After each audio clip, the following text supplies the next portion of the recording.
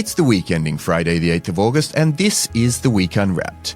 In the past 7 days, we've seen deadly wildfires raging across southern France, Donald Trump's sweeping tariffs taking effect across multiple countries, and the controversial airing of MasterChef on BBC One even after the sacking of the two hosts. You can read all you need to know about everything that matters in the Week magazine, but we're here to bring you some stories that passed under the radar this week. Big news, not making headlines right now, but with repercussions for all our lives. I'm Arion McNicoll. Let's unwrap the week.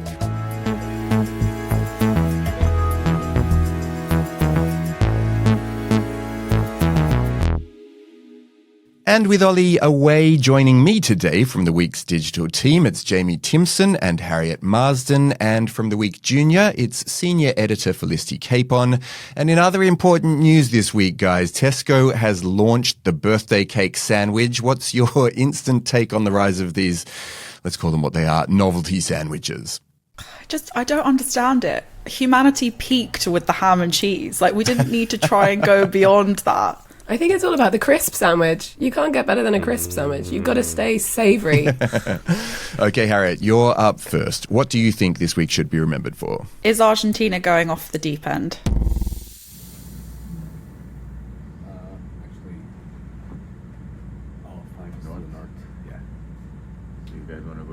Live right now, Lance 60.1 Mar del Plata Canyon.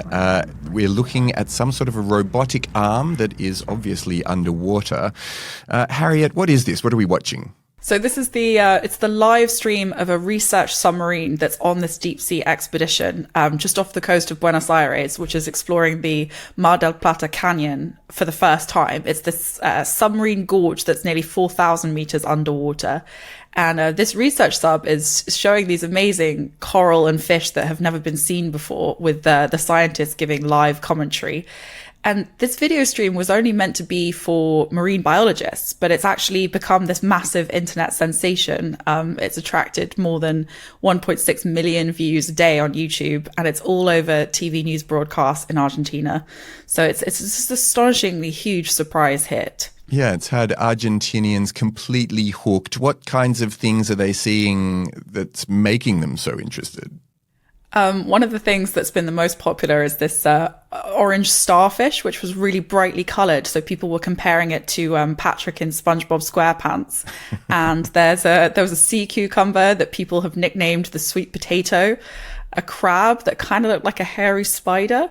And there's been social media quizzes like, which deep sea creature are you based on how you handle stress? So apparently if you ignore the world, you're the translucent squid. And if you explode with anger, you're the pistol shrimp. So this is a big internet sensation. So we've got translucent squid and pistol, what were they? Pistol something or other? Pistol shrimps. Pistol shrimp. Are they unique to this part of the ocean, Jamie? Why are the scientists focusing on this exact patch? So the National Scientific and Technical Research Council, which is CONICET, launched the expedition of the depths of the Mar del Plata in collaboration with the Schmidt Ocean Institute. The objective of the dive is to explore the underwater region of high biodiversity where little knowledge exists up until now. More than 30 researchers from the government agency are participating in the expedition, where depths of over 3,000 meters are being explored for samples and high quality imaging of the area.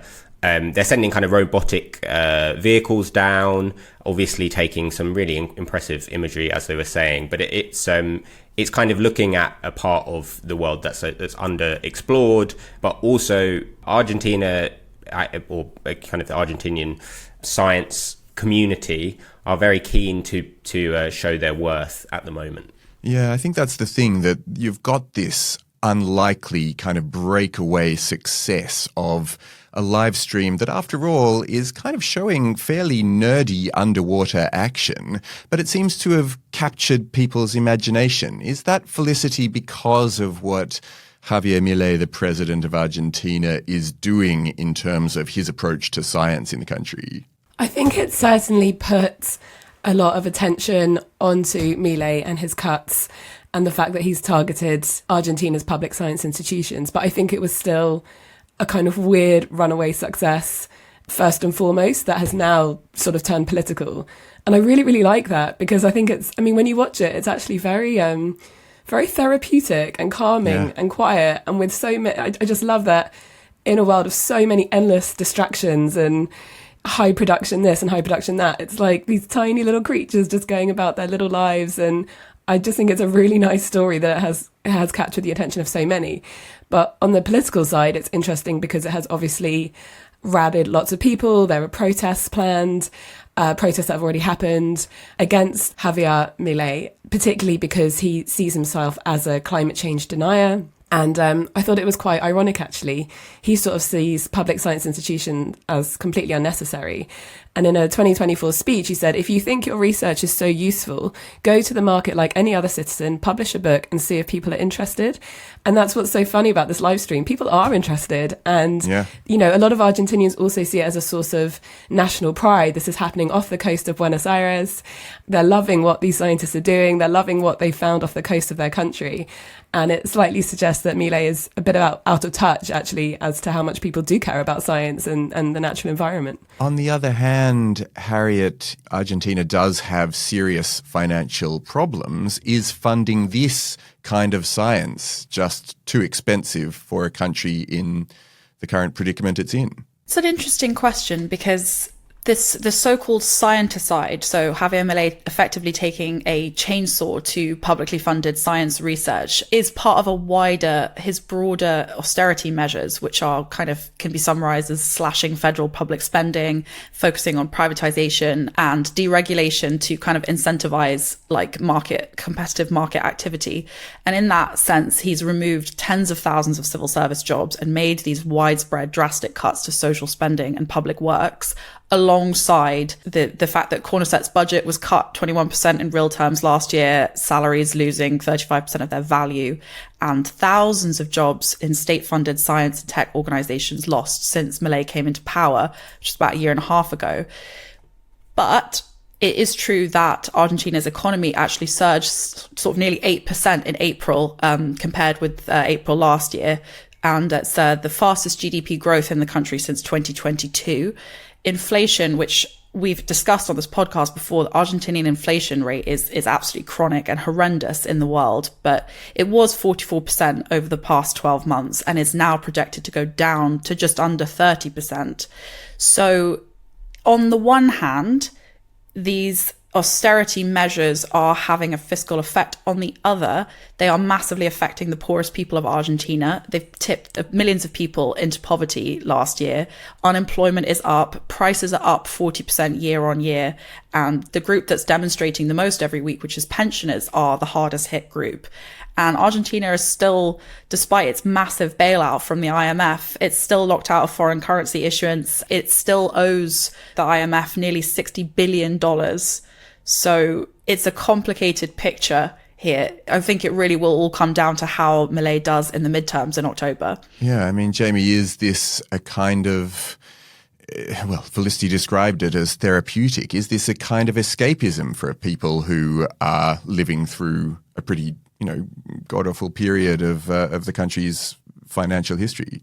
Yeah, I think it's also really worth thinking about how important visual media is as a kind of turning point in scientific awareness and advocacy. We've seen kind of through history, like NASA's blue marble photo, which was taken during Apollo 17 in 1972, gave people a kind of new sense of the Earth's fragility, and a lot of people have credited it as kind of galvanizing the modern environmental movement. More recently, we've obviously seen things like Blue Planet and the David Attenborough documentaries that really do lead to kind of real policy change. Blue Planet, particularly with like scenes of plastic in the ocean and things like that we've talked about before on this program about whether or not people are able to make real change in that area, but they are galvanized by visual media. It is interesting because most of the time I think people think of science as being quite statistics heavy and data heavy, but actually maybe the things that move the dial are kind of empathy, urgency, imagination, and that is kind of encapsulated in this live stream. And so kind of looking forward, whether we need to do more of this stuff in terms of like storytelling when we're thinking of advocacy for the environment. Yeah, storytelling does seem right, doesn't it, Felicity? I mean, does this way of capturing people's attention with the kind of science that it turns out they want to see, does this speak to the power of visual media, video and TV and so on, and social media to get people to connect more deeply with the environment and nature and care about science and research a bit more? Yeah, definitely. And I think, as Jamie was saying, like the two sort of need to work in tandem. The idea of scientists as being sort of all like musty and boring and hard to get into just clearly isn't the case. And the more that you can make it visually exciting and stimulating, the better. But you clearly don't have to do that much, as this live stream shows, which is quite gratifying in a way. I mean, I live in Folkestone, a coastal town, and they have a live stream when there's a storm. They have a live stream of the harbour, and you get loads and loads of people in Folkestone who just tune in to watch these big waves buffeting the harbour for like hours. And there was also a very popular live stream of a nesting osprey that people got obsessed with, seeing when it would have its babies and just watching it, and nothing would really happen for a long time. And then it did, and it was amazing. So it's heartwarming that people still have that connection to nature and the natural world, and particularly because this, to me, it almost seemed like going into outer space. It's one of the few places on the planet that we still don't know very much about. So there's that intrigue and that fascination with these unknown environments. Well, definitely. And obviously, these deep sea creatures are a source of fascination and like sort of intrigue and interest. But there's also the potential for them to be worth serious money, right? We've spoken in the past on this podcast about how there's a potential gold mine in terms of what new deep sea creatures can contribute in terms of their potential application to medicine and cosmetics and so on. Is canning projects like these, Harriet, kind of short-sighted given the riches that could come from exploring the deep? I do think that it's incredibly short-sighted, because not only is there the potential for, as you said, all of these applications to be found in the deep sea environment, which it's so incredible because these submarine gorges like these ones that are thousands of meters under the sea, we know almost nothing about them. We know more about, for example, the surface of the moon, people say, than we do about the deep sea environment. So you have no idea what you're going to find. And it's short-sighted also in the sense that if you can all these research projects and you defund all these scientific organizations, you are also sparking a brain drain of your scientists and your researchers who will leave the profession. And in Argentina, we're seeing that so many of the country's top scientists that are working on things like cancer cures, for example, are having to take second jobs or go into teaching and leave science and research altogether. So it's incredibly short-sighted, not just in the future, but also in the present, when you're sparking these national conversations and strikes and political dissent. And even though the Argentinian government over the past year and a half has been trying really hard to clamp down on the right to public protest, it is still happening. Okay, let's resurface from this one. On the way, it's more than just a game, the true cost of a failing football club.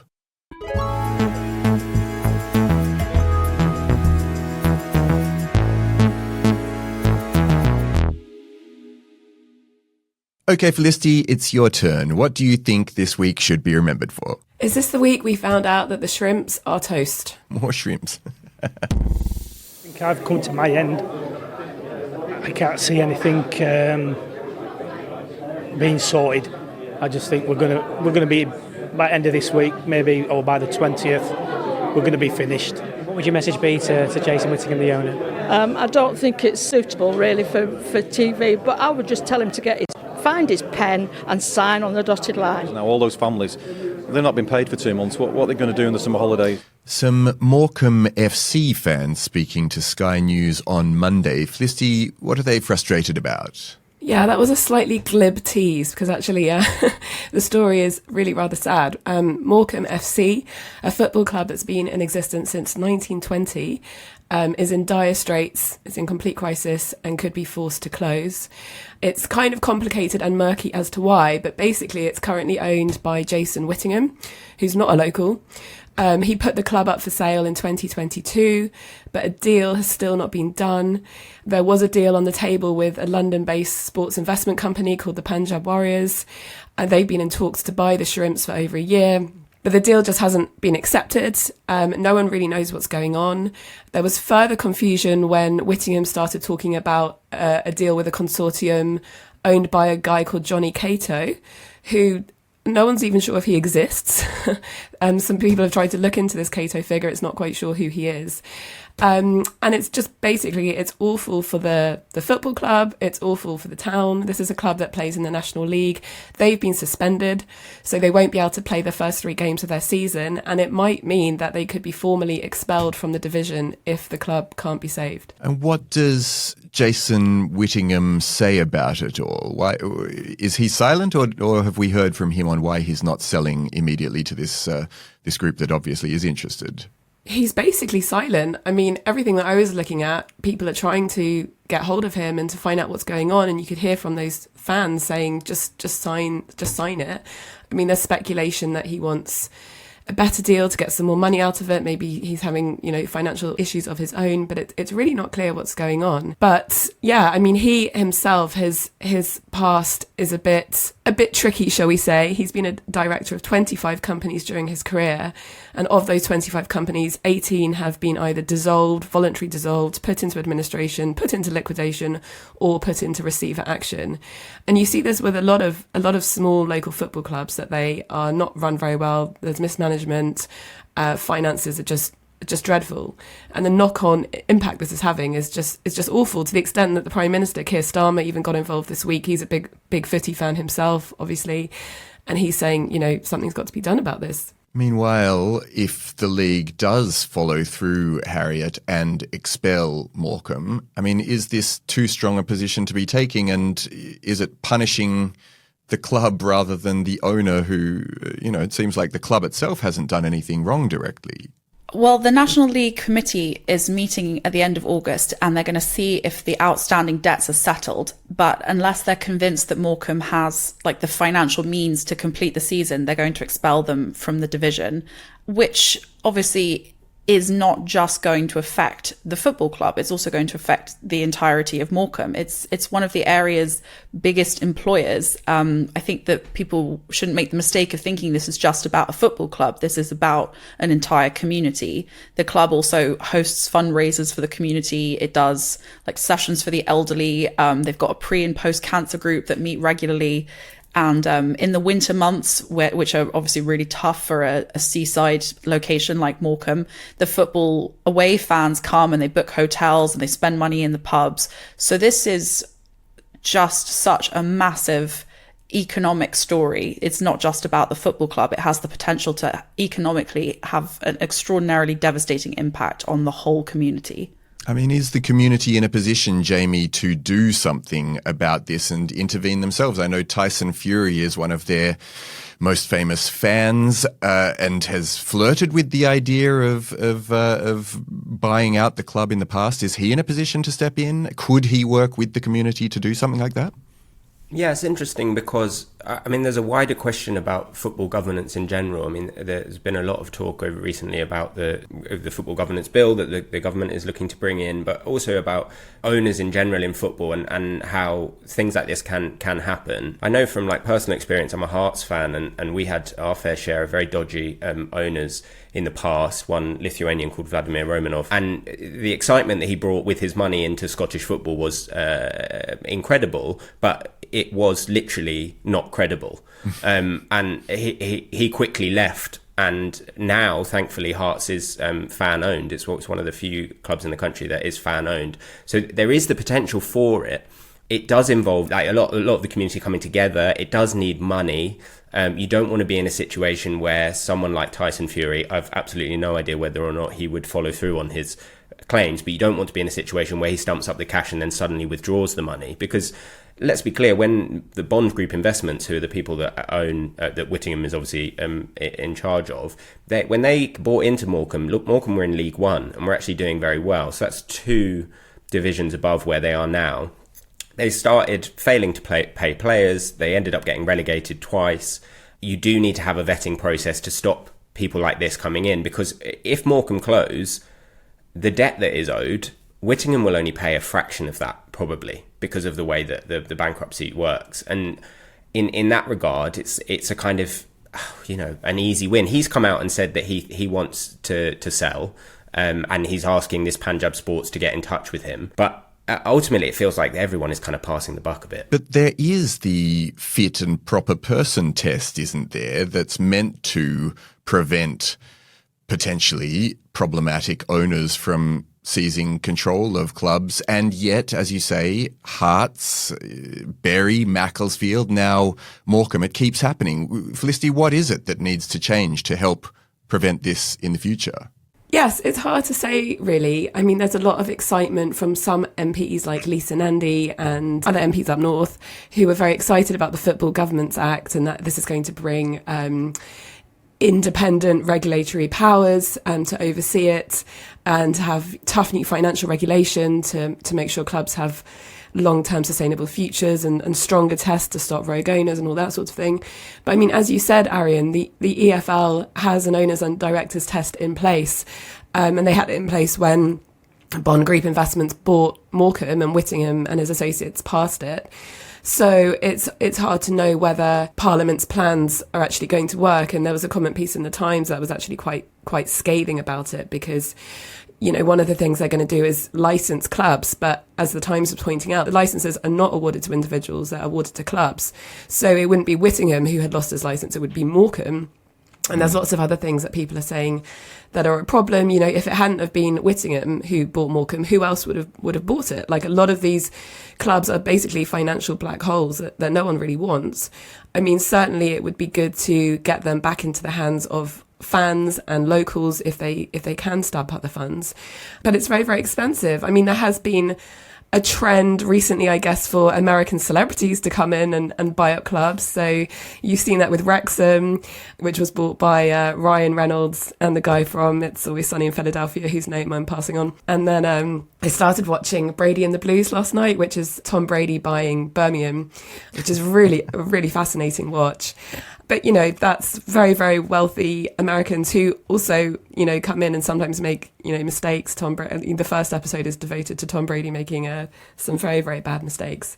So, you need a lot of money, basically. I think that's the problem. And even then, not only do you need money, you need sort of long-term thinking and planning and it remains to be seen whether someone's going to come along and give that to Morecambe. And presumably the solution can't just be very wealthy Americans sweeping in, because the broader issue, Harriet, is kind of the deprivation of coastal towns themselves. I mean, why is it that coastal towns, often associated with kind of leisure and escape, have become some of the most deprived places in the UK? Well, a few years ago, I was given a grant by local trust to travel around to some of the most deprived areas of England and report on what was going on there. So that was a year-long fellowship. So I spent a lot of time in coastal communities like Mablethorpe and Skegness in Lincolnshire, at Plymouth, Withensea up near Hull, South Shields, Isle of Sheppey, Blackpool in particular.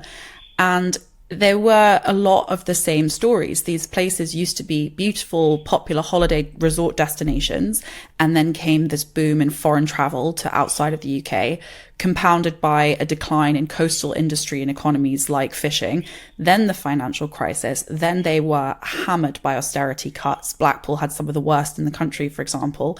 Then Brexit, so areas like Cornwall or the northeast from Newcastle down to Hull just got absolutely hammered by Brexit as well, and loss of EU subsidies and damage to fishing industries. And then COVID was kind of just a nail in the coffin, basically. But the big thing that they all had in common, all of them, was a decline in community infrastructure. So community centres had been defunded or shut down, pubs had closed, churches were closing, bus routes, in particular bus routes were closing, working clubs. So there was nowhere for communities to gather and meet, and isolation was just cited over and over again as a main cause of mental ill health, of community erosion.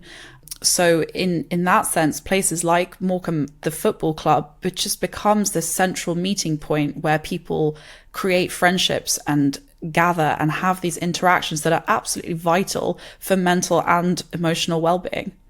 Is there, Jamie, a happy ending to be found here? Do you imagine there will be a rescue of the club, or do you think that we're watching the very last days of Morecambe FC? I have hope that something will come through and that maybe he'll sign the deal and they'll be able to pay their wages and get back on the pitch. I think more generally, and if we're talking about what the government can do or maybe what the state can do, there's much more that can be done to invest in local community clubs, in making things easier. I used to live near Dulwich Hamlet, and they were in a long battle over their ground with the council and with developers who wanted to turn their ground into flats. And there was, regularly like 3,000 people coming to watch Dulwich Hamlet play, who are in a lower division than Morecambe, because it was a community club that people were interested in. And the government and the council did very little to help them with their efforts to purchase the ground and to be able to stay where they were in southeast London. So I think if we see football clubs as being a hub, a community, there's a great article on the BBC Sport website, which I would recommend everyone reading, about the array of things that Morecambe FC does for the local community. And if we truly believe that is something that's worth preserving, then there does need to be more investment. And maybe it can't be directly in the football club, but it can certainly provide the support and the infrastructure to make it easier for them to survive. Okay, another tale of survival up next. We did AI models last week. This week, we're talking about AI world models. Jamie, I'll come to you to explain the difference after this.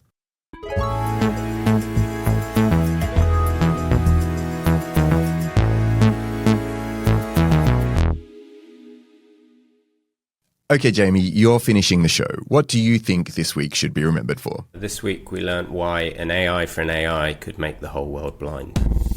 Agent 3 reaches Artificial General Intelligence, the AGI landmark. This means the AI can carry out all intellectual tasks as well or better than humans. But in the scenario, OpenBrain's safety team is unsure if the AI is aligned to the company's ethics and goals. An uncomfortable gap is developing in understanding.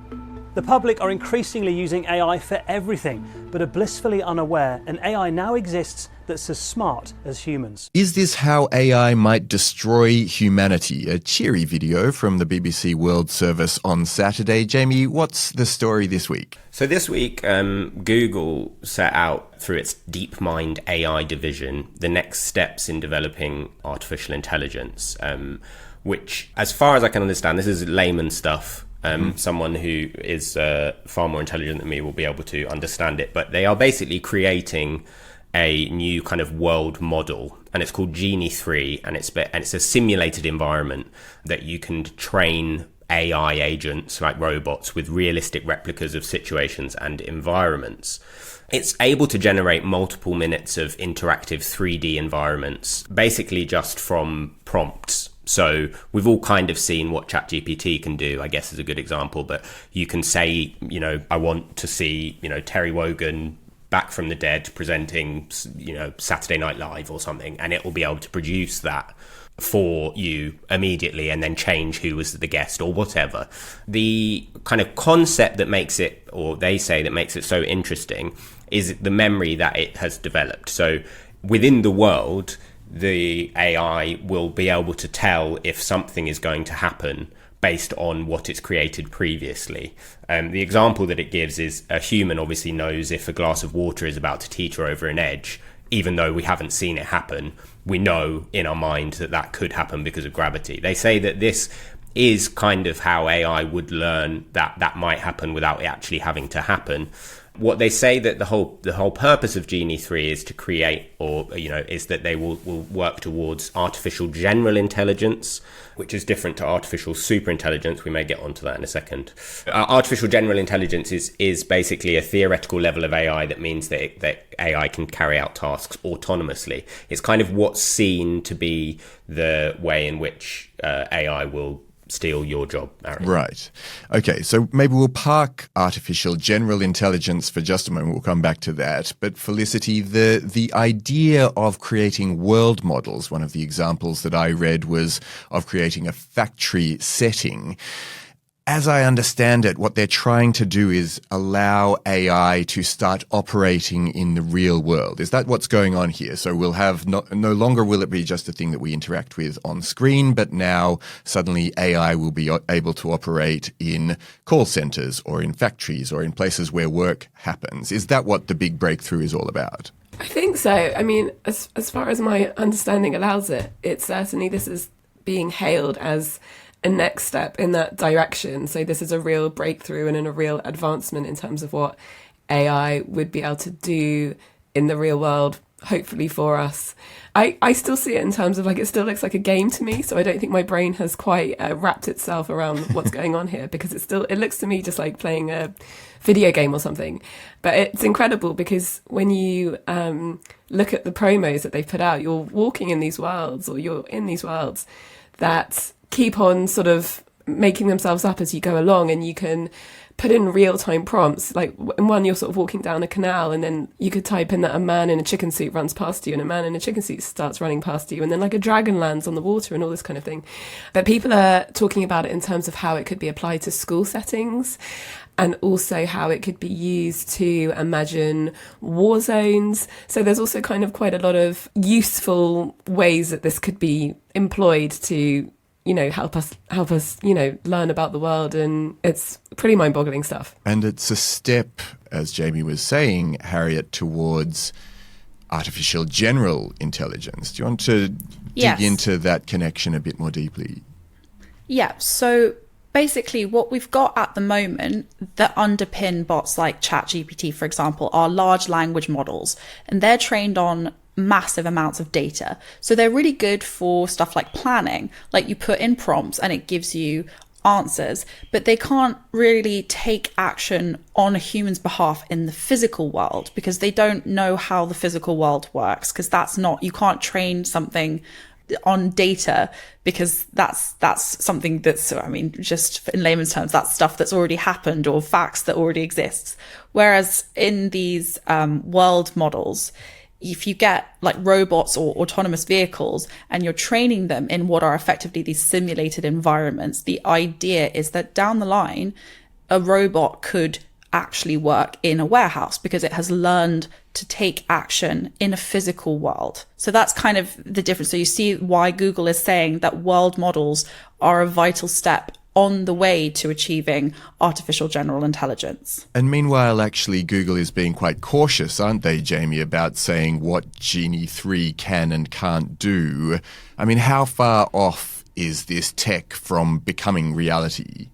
Yeah, that's the million-dollar question. I remember reading 10 years ago now a blog called Wait But Why by a guy called Tim Urban, who kind of set out the whole concept of artificial general intelligence and then super intelligence, and how robots or AI could come to, as the BBC World Service didn't try and scare us with but how it could come to attack humanity. And this was 2015, and he was saying that some futurists and scientists at that point thought it could happen by 2020, in the next 5 years, almost kind of more than probable in the next 10 years. And we've got 10 years down the line, and it's not here yet. But a lot of the people, the experts, scientists, etc., do seem to think that it is coming, and kind of sooner than we might like. Mark Zuckerberg last week talked about something called personal superintelligence, where he was describing like having an AI glasses that would be kind of personalized companions that would, his quotes, create what you want to see in the world, experience any adventure, be a better friend to those you care about, and grow to become the person you aspire to be. Which is big words for Mark Zuckerberg, obviously. I wonder what kind of person he'd aspire to be. But I was very scared in 2015 when I read that. and it's not come through. But we have seen massive developments, and I think the way in which ChatGPT has infiltrated all of our lives across the board in quite a short space of time does suggest that, I mean, this stuff is kind of exponential. You know, it's not a gradual increase. At some point, AI will develop quicker and quicker and quicker. So it will have repercussions for all our lives. And when we talk about ChatGPT, like ChatGPT, when it was launched, there's a benchmark that somebody has designed that to compare human and machine intelligence. ChatGPT scored 5%, and OpenAI's O3 chatbot, which launched in April, which thinks before it generates answers. So it produces these long, like, chain of thought reasoning before responding. It scored 75%. So that's just in the space of a couple of years. We've gone from ChatGPT scoring 5% to O3 scoring 75.5%. There are signs that this is rapidly accelerating. And at the same time, you know, the clip that we heard at the top of this segment was all about the potential doom, which we've, you know, obviously heard before about what AI may bring us in the future. But, Felicity, there could be good things for humans, maybe not necessarily in the way that Mark Zuckerberg paints, but could this be like the Industrial Revolution? You know, there's this idea that AI could actually have a benefit in helping us to do less work. Fingers crossed for that. Yes, I hope so. I mean, my feeling with AI is that the genie is out of the bag. Like it's here, and the speed at which it's developing and progressing is terrifying, but it's here and there's no going back. So I think we need to do as much as we can to make sure that it's a benign and benevolent force for all our lives. I mean, I slightly went down a kind of doom aspect because I was looking into data centers, and I keep on seeing headlines about data centers being built up, which is so bad for the planet in terms of how much energy they require. And they're also, I hadn't realized, but they're really water intensive. They need lots of water in order to prevent computers from overheating. And in this country, that's, you know, a massive problem because we have a water scarcity and like really bleak warnings about, you know, huge water shortages, and also just like awful stories about these huge data centers being built on like green belt around London and in countrysides and all that sort of thing. And so I was like, oh God, doom, doom, doom. But then it does seem that AI potentially could help the climate. I was reading that it could help against global heating by making power grids work more efficiently, accelerating the development of new zero carbon technologies. I mean, I don't know whether these things are like a smokescreen that AI proponents will say, oh, there are loads of great things that come with this just so that they can keep on doing as much as they want to do. I don't know, but and it might be a failure of imagination, but hopefully people with better imaginations than I have can foresee a world where AI is going to, you know, make the world a better place. Otherwise, you know, we don't really want it, right?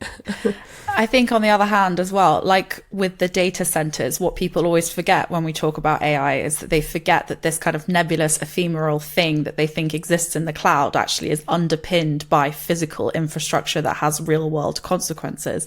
We're already seeing the real world consequences of the rollout of AI. It's already been responsible for tens of thousands of job losses. And at the moment, there's relatively stable, low unemployment and kind of steady wage growth, but there are signs that companies are beginning to adopt AI in a way that doesn't actually mean that people are working less. It means that fewer people are working. And all the way through human history, these technological advancements that are touted as more efficient, time-saving, better for humanity actually end up exacerbating wealth and inequality divides because they always negatively impact those who are at the poorest end of the scale the most. In this case, AI looks to be more threatening white collar jobs like, for example, journalists, historians, sales reps, writers, computer and tech support, that kind of thing. They are all the jobs that are under threat. But there is perhaps another argument. So Jess Hullinger, who's one of our podcast contributors, she shared an article today on her Instagram, a New York Times article, talking about how there is this kind of pushback in some American universities, and people are starting to see a an uptick in students opting for the humanities, with the kind of in their mind being like, well, why would I go and do like tech or computer or any of these other studies which may or may not be replaced by an AI bot, when I could instead pursue the arts and pursue literature and music and the kinds of areas in which AI will probably not come to replace humanity. So I think that's a nice, slightly more positive angle. Jamie, presupposing this more rosy picture Harriet has put forward does come to pass, and the AI machines that are coming don't just make us all completely obsolete, but rather take on a few of our jobs and free up some time, what daily tasks would you be happy to hand over of your day-to-day life? Great question, Arion. I do like the idea that we'll be able to look back on the AI and be like, ooh, at least it made the trains run on time. The things that I really dislike having to do is anything kind of like clearing out when you make coffee and then you have to get rid of the coffee granules. That's a real faff. I know that there's the bean to cup thing, and I don't really understand it, to be honest. But basically, I just want someone to come and get rid of the coffee granules so I can make coffee whenever I want. That's all I want from AI, Arion. If you can bring that to my life, I'll get happy. Straight onto that. Felicity, how about you? Like an AI babysitter, someone to look after my kids for free. Good one. Yeah, Harriet. I've got to say, I think it's got to be something that can cook my meals, like an AI housekeeper. I want something to cook and clean for me.